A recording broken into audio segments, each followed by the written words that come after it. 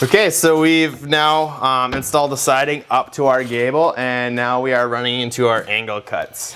So just as a little reminder here, when we get up to this point, you want to make sure that you have your gable trim pieces in place. And again, all that is that 1x4 pre-engineered trim that we're using. And we are mitered down here against our corner piece. And then we have a nice miter up at our top there. Again, with the 12-12 pitch, everything is 45 degrees. So yeah, you just place one in, get it nice and center with the peak, and then you can go ahead and take your measurement from your peak down to your short point down here to get your measurement for this piece, and then you just put them in place with those trim screws. So now we're ready then. We have our first piece here already cut into our gable section here. We just wanted to quickly mention how we got these measurements. So what we did here is we just placed our block where it's supposed to go here on the bottom of this piece of siding. And then we just took a measurement from the top, or actually, excuse me, the bottom of our gable trim piece down to the top of our measurement block here. We had 1 7/8 inches on this side, and I think we had about 1 5/8 inches on that side. So we're running pretty straight. But what we'll do then is we would then transfer on a fresh piece here, transfer that 1 7/8 inches up and 1 5/8 inches up, and then we can just strike off the pitch of our roof, which is a 45-degree angle in our case here.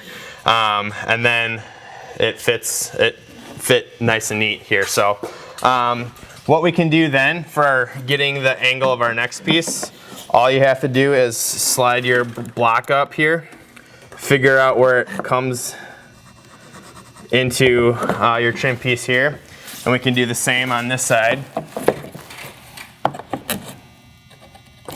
Okay, and then all you have to do now is take a tape measure and measure from that point to this point,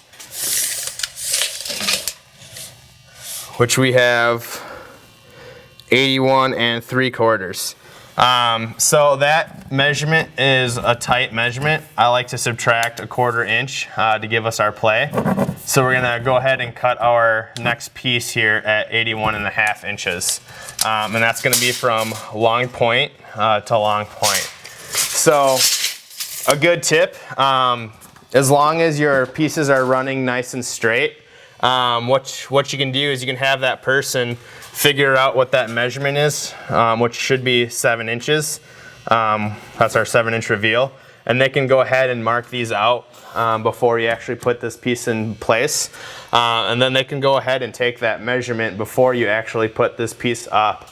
And as you're putting this one in place, they can be marking and measuring the next piece and getting that cut. And they can keep that rotation going, and you should be able to work your way up to the peak pretty quickly here. The only thing about that is you don't want to get too many sheets ahead. Maximum maybe 2 sheets ahead. That way, if your measurements are differing a little bit, people that are installing the siding can go ahead and communicate that to the cutter, and they can make the adjustments if needed. So that's what we're going to do next. We're going to go ahead and finish nailing this one off into place here. And then we're just going to work our way up to the peak. And once we get to the peak, we'll show you how to install that last piece. All right, so we went ahead and finished placing all of the pieces on our gable end here. We ended up with our top piece right here. The only difference with this top piece is that we have no place to hide the nails. So we do a couple face nails, which is okay. We just want to try to limit the amount that are showing here. So we did one on the bottom 2 corners here and one up here in the peak. You just want to make sure that you pre-drill those and make sure that whenever you are nailing them, you take extra precaution not to drive them in too hard to suck the piece of siding too tight. Otherwise it'll be too concave there. So after we get that top piece in, the only thing left to do then is to go ahead and caulk all of our edges here. Just like we did with our trim piece around that hose bib.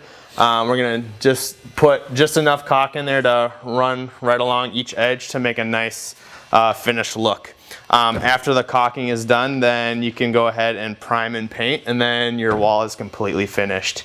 So the only other thing to mention then, we only did one wall, but whenever we are siding an entire house, we just want to make sure that our corners are completely lined up. So we won't do that demonstration here, but all you have to do when wrapping your corners around the house is two things. One, you can use a speed square and just line up the bottom of your siding, make a little tick mark, and wrap it around. That way you know you lined up. And then the second thing you want to do is you want to make use of your soffit and just make sure that you are running at the same height all the way around your building. That way when you meet up with your fourth corner over here, you're still in that same level playing field that you are when you started over on this side. So just be real careful when you take your measurements to go around and make sure your corners line up, and then measure down from your soffit all the way around your house to make sure that you're on that same plane. Once you do that, your house will be completely sided and you're ready for primer and paint.